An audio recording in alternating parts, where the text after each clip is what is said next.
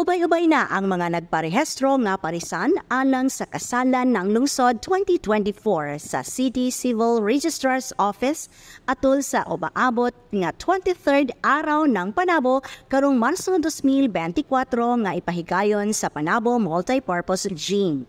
Sila Jacqueline Dumaplin o Jason Dinglas andam na nga magpakasal karong tuiga o gipili nila nga si Mayor Jose E. Relampagos ang mukasal sa ilang duha. Naka-decide namin nga karong tuiga magpakasal kay naghigugmaay jud daw mi.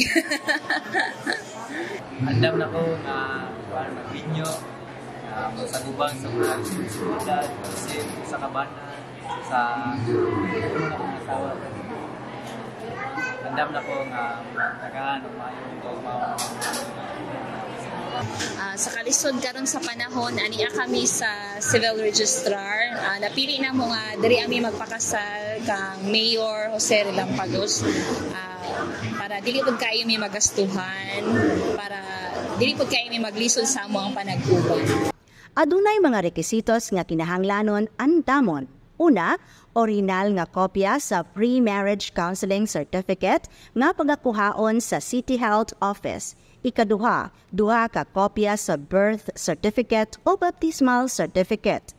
Ikatulo, usa ka original o usa ka kopya sa barangay certification o certificate of indigency.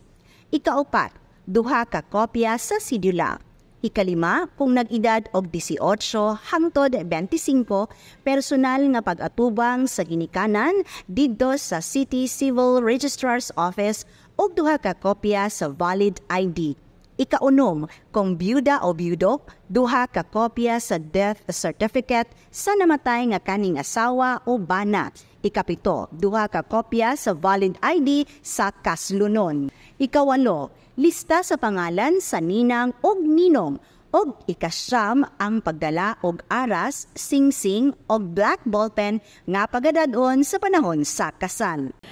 Gusto lang nato ipahibalo sa mga katawhan nga ato ang opisina adunay mga programa ilabi na karong umaabot nga February, considering that February is the civil registration month. Ang pinaka-importante ang ato ang libreng kasalan ng lungsod nga programa ni Mayor. Karon pa lang daan, andam nami nga mudawat sa inyuhang mga requisitos para sa inyuhang application for marriage license. Isa kagatos nga parisan ang gigahinan og slot og ang registration nagsugod na niadtong Enero 2, 2024 ug ang deadline sa registration karong umaabot nga Pebrero 29, 2024. Ang ato ang kasalan ng lungsod pagabuhaton nato karong umaabot nga Marso 19, no? In line pud ni siya sa ato ang araw celebration. So kini siya karong March 19 morning and then pagka-afternoon binyagan ng lungsod. Panabo once, atong timanan nga ang gugma maoy maghari sa kalibutan.